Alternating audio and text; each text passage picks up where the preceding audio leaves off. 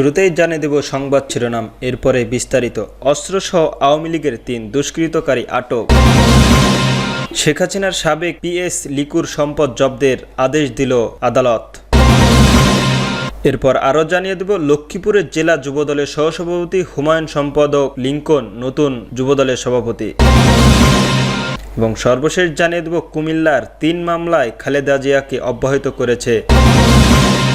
অস্ত্রসহ আওয়ামী লীগের ৩ দুষ্কৃতকারী আটক। ভোলায় যৌথ অভিযানে দেশীয় আগ্নেয়াস্ত্র ও তাজা কার্তুজ ও চাইনিজ কুড়ালসহ আওয়ামী লীগের ৩ জন দুষ্কৃতকারী আটক করেছে কোস্টগার্ড। কোস্টগার্ড সদস্যর দপ্তরের মিডিয়া কর্মকর্তা লেফটেন্যান্ট কমান্ডার হারুন আর রশিদ এই তথ্য জানান। হারুন রশিদ বলেন, গোপন সংবাদের ভিত্তিতে সোমবার দিবাগত রাত ২টায় কোস্টগার্ড ২৩ ভোলা ও পুলিশের সমন্বয়ে ভোলার সদর দপ্তর, থানাধানি, চরসামায়া ইউনিয়নে বড় চরসামায়া ও চরকালী সংলগ্ন এলাকায় একটি যৌথ অভিযানের পরিচালনা করা হয়। অভিযান চলাকালে এই ৩ এলাকা থেকে আওয়ামী লীগের ৩ জন দুষ্কৃতকারীদের একটি দেশীয় আগ্নেয়গান, ২ রাউন্ড তাজা কার্তুজ ও ৫টি চাইনিজ কুড়াল সহ আটক করা হয়। তিনি আরো বলেন, দেশের আইন শৃঙ্খলা পরিস্থিতি স্থিতিশীলতা রাখতে বাংলাদেশ কোস্টগার্ড ২৪ ঘন্টা টহল জারি রেখেছে। এর মাধ্যমে কোস্টগার্ডের আওতাধীন উপকূলীয় এবং নদীর তীরবর্তী অঞ্চলের আইন শৃঙ্খলা পরিস্থিতির অনেকাংশ উন্নত হয়েছে। কোস্টগার্ড ভবিষ্যতেও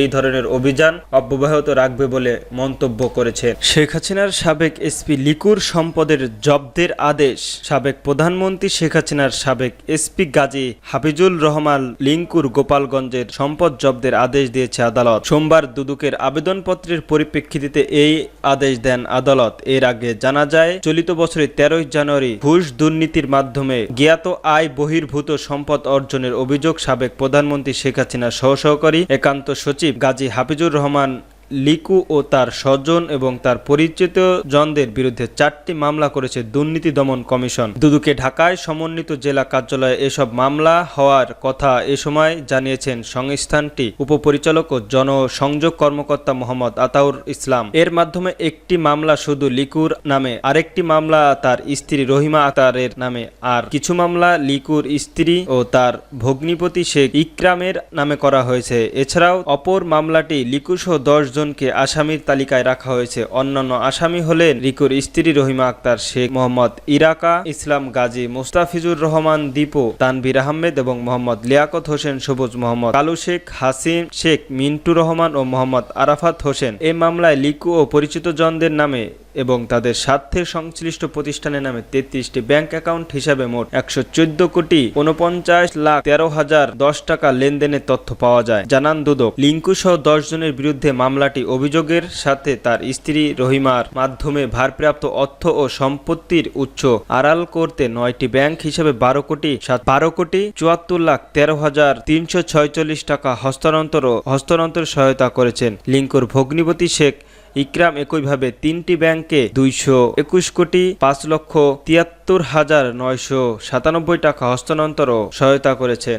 লক্ষ্মীপুর জেলা যুবদলের সহসভাপতি হুমায়ুন সম্পাদক লিঙ্কন। লক্ষ্মীপুর জেলা যুবদলের ২ সদস্য বিশিষ্ট আংশিক কমিটির ঘোষণা করা হয়েছে। এতে আব্দুল আলীম হুমায়ুনকে সভাপতি ও সৈয়দ রশিদুল হাসান লিঙ্কনকে সাধারণ সম্পাদক করা হয়েছে। হুমায়ুন সাবেক কমিটির সদস্য সচিব ও লিঙ্কন সিনিয়র যুগ্ম আহ্বায়ক ছিলেন। এক প্রেস বিজ্ঞপ্তিতে এই তথ্য জানানো হয়। যুবদলের কেন্দ্রীয় কমিটির সহ দপ্তর বিষয়ক সম্পাদক মিনহাজুল ইসলাম ভুইয়া স্বাক্ষরিত বিজ্ঞপ্তিতে যুবদলের ফেসবুক পেজ প্রকাশ করা হয়। এতে আগামী ৩০ দিনের মধ্যে ১০১ সদস্য বিশিষ্ট পূর্ণাঙ্গ কমিটির কেন্দ্র দপ্তরের কাছে পাঠানোর নির্দেশ দেওয়া হয়েছে। বিজ্ঞপ্তিতে উল্লেখ করা হয়, জাতীয়বাদী যুবদল কেন্দ্রীয় নির্বাহী কমিটির সভাপতি আব্দুল মোনায়েম মোহাম্মদ, সাধারণ সম্পাদক মোহাম্মদ নুরুল ইসলাম নয়ন লক্ষ্মীপুর জেলা যুবদলের ২ সদস্য কমিটির অনুমোদন দিয়েছে। নতুন কমিটির সাধারণ সম্পাদক সৈয়দ রশিদুল হাসান লিঙ্কন বলেন, কেন্দ্রে নতুন করে আমাদের দায়িত্ব দিয়েছে, নির্দিষ্ট সময়ের মধ্যে পূর্ণাঙ্গ কমিটি কেন্দ্র জমা দেওয়া হবে। কুমিল্লায় ৩ মামলায় খালেদা জিয়াকে অব্যাহত।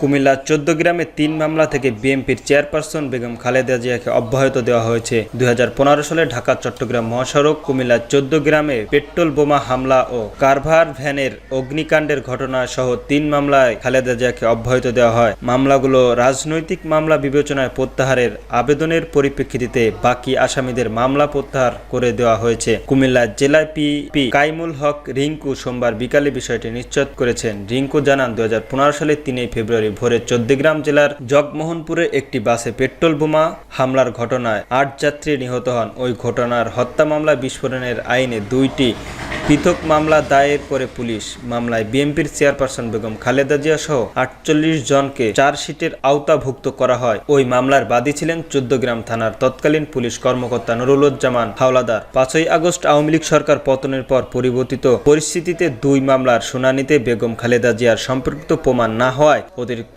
জেলা ও দায়রা জজ আদালত 2 এর বিচারক শফিকুল ইসলাম তাকে মামলা থেকে অব্যাহতি দেন, কারণ সে সময় বেগম খালেদা জিয়া গুলশানের বাসায় বালুর ট্রাক দ্বারা অবরুদ্ধ ছিলেন। অপরদিকে 2015 সালে 25 জানুয়ারি চৌদ্দগ্রামে হায়দারপুর এলাকায় ক্যানভাস ভ্যান পুড়িয়ে দেওয়ার ঘটনাকে নাশকতা মামলায় বিএনপি চেয়ারপারসন বেগম খালেদা জিয়া সহ 32 জন আসামিকে করা হয়। পরে ওই মামলায় আরো 10 জনের নাম অন্তর্ভুক্ত করে আদালতের চার্জশিট দেওয়া হয়। ওই মামলার বাদী চৌদ্দগ্রাম থানায় পুলিশ এসআই নুরুজ্জামান হাওলাদার। এই মামলাতে বিএনপির চেয়ারপারসন বেগম খালেদা জিয়া সম্পর্কিত না পাওয়ায় অতিরিক্ত জেলা ও দায়রার জজ প্রথম আদালতে বিচারের আফরোজা শিউলি তাকে অব্যাহতি দেন। জেলা পিপি কাইমুল হক রিঙ্কু আরো বলেন, এই মামলায় 3টি বিগত আওয়ামী লীগ সরকারের সময় রাজনৈতিক উদ্দেশ্য প্রণোদিতভাবে দায়ের করা হয়। বিবেচনা প্রত্যাহারের জন্য আইন মন্ত্রণালয়ের আবেদন করা হয়। মন্ত্রণালয়ের সেই আবেদন গ্রহণ করে মামলা 3টি প্রত্যাহত করে দেওয়ার নির্দেশ দেওয়া হয়েছে। এখন থেকেই খালেদা জিয়া ও বিএনপির কেন্দ্রীয় নেতাদের বিরুদ্ধে চৌদ্দগ্রাম থানার কোনো মামলা নেই।